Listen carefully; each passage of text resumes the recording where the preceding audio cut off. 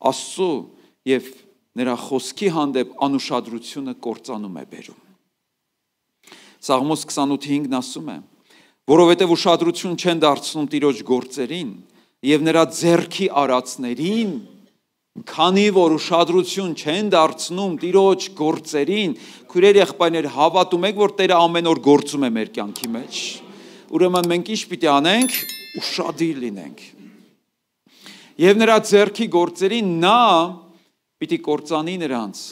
եւ այլևս չպիտի շինի։ Պարտադիր չի, որ Աստված դա անի, բայց երբ որ դու շեղվում ես Աստծուց,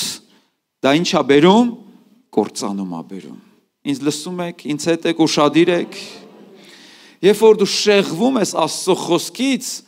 դու էլ չես շինվի, դու կքանդվես, դու կավերվես։ Հիմա Եբրայեցիների 2-րդ գլխի առաջի խոսքն էլ շատ զորավոր է։ Ասում է դրա համար, այս դրա համար են հարցի պատասխանը, բա հիմա ինչ անենք։ Դրա համար մենք պետք է առավել ևս ինչ լինենք, ուշադիր լինենք, ինչին։ Այսինքն մեր ականջներին ուշադիր, ինչու, որովհետև հավատքը որտեղից է գալիս։ Եվ լսելը ուշադիր լինենք մեր լսածներին, որպեսզի երբեք չշեղվենք։ Հնարավոր է, որ մեկը շեղվի, հավատացյալը շեղվի։ Այո, ինչու, որովհետև սատանան ինչ է անում, շեղում է, գողանում է մեր ուշադրությունը։ Հնարավոր է, ուրեմն պետք է ուշադիր լինենք, որ չշեղվենք։ Հաջորդ խոսքը ասում է հետևյալը, որովհետև եթե հրեշտակների միջոցով ասված խոսքը հաստատուն եղավ եւ ամեն հանցանք ու աննազանդություն իր արդար պատիժը ստացան, ապա մենք ինչպես պիտի խուսափենք, լսեք, եթե այդպիսի մեծ փրկության նկատմամբ այս բառը ուշադրության հակառակն է, անտարբեր լինենք,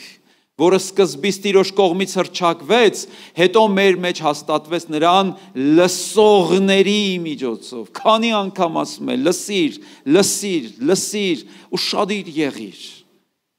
Եվ այստեղ իմ մշտական հարցը, արդեն դուք գիտեք այդ հարցի պատասխանը, որն է առաջին պատվիրանը։ Առաջի պատվիրանը սիրիր քո Տեր Աստծունը չի, այդ պատվիրանը այսպես է սկսվում. լսիր Իսրայել, քո Տեր Աստվածը մեկ է եւ սիրիր քո Տեր Աստծուն, որտեւ Աստված գիտի, որ նախքան քո սիրտը գրավելը նա պետքա քո ականջը գրավի։ Անցած անգամ մի ակնարկ կարեցի, ոմանք ուրախացան, ոմանք չէ, բայց ասում են, չեմ ասում պարտադիր այդպես է, ասում են աղջիկները սիրում են ականջներով։ Դրա համար տղաները սիրում են նստել աղջկա ականջի վրա, չէ՞։ Ասում են ականջաշոյում։ Աստված գիտի սա հոգևոր սկզբունք է։ Հավատքը գալիս է լսելուց, սերը գալիս է լսելուց։ Լսիր Իսրայել։ Հիշում եք անգամ այն ժամանակ, կային այդպիսի ժամանակներ, երբ որ ծառան ուզում էր ծառա մնար, որովհետև 7 տարի հետո չէ կարծեմ, պետքա ազատ արձակվեր, բայց ասում է, երբ որ ինքը գա ասի, ես չեմ ուզում քո տնից հեռանամ, ուզում եմ հավիտյան քո ծառան մնամ, ինչ էր անում տանտերը, տանում էր ծառային քահանայի մոտ, այն ժամանակվա այդ պիրսինգ անողներ, ինչ էին անում, պիրսինգա չէ, տականց ծակելը, տենց են ասում դրան, ինչ էին անում, ծակում էր քահանան ականջը, օղ էր անցկացնում։ Դա կարևոր խորհրդանիշ էր, որ ում ականջ տաս նա քո Տերն է։ Եվ այդ ծառան իրավունք չուներ օտար տղամարդկանց ականջ դներ։ Ամեն մեկը մի բան կարող ասել, բայց իր ականջը ում էր պատկանում, իր Տիրոջ։ Ուրեմն ում ականջը տաս, սիրտդ հետո նրան կտաս։ Եթե ականջ դնես սատանայի ասածներին, սիրտդ կգողանա։ Դրա համար Աստծո խոսքը շատ ուշադիր է, ասում է ուշադիր եղիր, ինչ ես լսում։ Հիմա վերջում, ինչպես վերականգնենք մեր հոգևոր ուշադրությունը։ Թե գիտեք այդ հարցի պատասխանը։ Ես էլ չգիտեի, իրար հետ ենք ուսումնասիրում։ Սաղմոս 86-ի 11-ը եւ 12-ը գեղեցիկ աղոթք է։ Տեր, ցույց տուր ինձ քո ճանապարհը։ Լավ աղոթք է թե չէ։ Չի ասում ցույց տուր ինձ իմ ճանապարհը, ցույց տուր ինձ քո ճանապարհը, որովհետև իմ ճանապարհը Աստծո ճանապարհը չի, որպեսզի ես գնամ քո ճշմարտությամբ։ Հիմա վերջինը, միացրու իմ սիրտը, որ քո անունից վախենա։ Ինչ արա իմ սրտի հետ, նայեք սկզբից ցույց տուր, ինչպես աչքերին ցույց տուր։ Սկզբից դու տեսնում ես, հետո Տերը միացնում է քո սիրտը, որովհետև ինչի վրա ուշադրություն ես դարձնում, սիրտը սկսում է այնտեղ գնալ։ Հիսուսն էլ ասաց, որտեղ քո գանձն է, այնտեղ քո սիրտն է։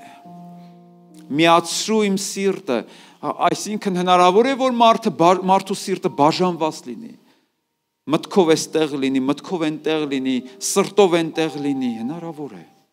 Հետևաբար միացրու իմ սիրտը, որ վախենա քո անունից, որ կենտրոնացված լինի իմ սիրտը։ Ինչպես դա անենք։ Առաջինը ընթերցանությամբ, շատ գործնական խորհուրդ ասեմ ձեզ, կարդալով, քույրեր եղբայրներ, ավելի վազգեն եղբայր ուրիշ բան ասա, չէ, կարդալով։ Ես տեսել եմ հավատացյալների, որոնք իմ մոտ խոստովանել են, ասել են ժամերով աղոթում եմ, բայց հենց բացում եմ, ուզում եմ կարդամ, չեմ կարում կարդամ։ Չի ստացվում, դե ես էլ կարդացող չեմ, ես աղոթող եմ, սուտ։ Ումա պետք քո ժամերով աղոթքը, եթե Աստծո խոսքի վրա հիմնված չի քո աղոթքը, քո զգացմունքների վրա է հիմնված, ոչ մեկին պետք չի այդ աղոթքը։ Ես սիրում եմ աղոթելուց առաջ բացել գիրքը եւ կարդալ, որովհետեւ Աստծո խոսքը օծում է իմ հոգին, պատրաստում է իմ սիրտը։ Հետևաբար քույրեր եղբայրներ, այս հիվանդությունը լուծվում է կարդալով, ուրիշ ձև չկա, ուրիշ ձև չկա։ Հեսուի մեջ ասած չէ, Հեսուին Տերը, այս խոսքերը քո աչքերի առաջից չհեռանա, մարդիկ սկի չգիտեն իրանց գիրքը որտեղ է իրանց տան մեջ։ Այս գիրքը պիտի բաց գիրք լինի, սեղանի գիրք լինի եւ սրտի գիրք լինի, միշտ մեր աչքերի առաջ։ Առաջին Տիմոթեոս 4:13-ից հետևյալն է ասում Պողոս առաքյալը երիտասարդ Տիմոթեոսին եւ պատանիներ, ձեր մասին է սա, բոլորիս մասին է։ Ասում է մինչև իմ գալը, սա ընդունենք որպես Հիսուսից նամակ մեզ, մինչև Հիսուսի գալը, մինչև իմ գալը, ինչ արա։ Ուշադրություն դարձրու, ինչին ուշադրություն դարձրու, ընթերցանությանը, որ ընթերցանությանը, գնամ ինչ ամ, Ռաֆի կայծերը կարդամ, Դավիթ Բեկը կարդամ, լավ է, կարդա, բայց առաջի գիրքը մեր կյանքի մեջ Աստվածաշունչն է։ Ուշադրություն դարձրու, ընթերցան, չի ասում կարդա։ Մարդիկ կարդում են, բայց անուշադիր են կարդում։ Կարդում են ու չեն տեսնում, չեն նկատում։ Ուշադիր կարդալը ինչ է։ Ցույց տամ ձեզ։ Գիտեք, երբ որ ես կարդում եմ, գիրքը բացում եմ, հետո գրքի կողքը տետր եմ վերցնում, հետո գրիչ եմ ձեռքս առնում, Աստված գիտեք նայում է ինչ ասում, էսի դուրս է եկել քաղելու, բան է ուզում հավաքի,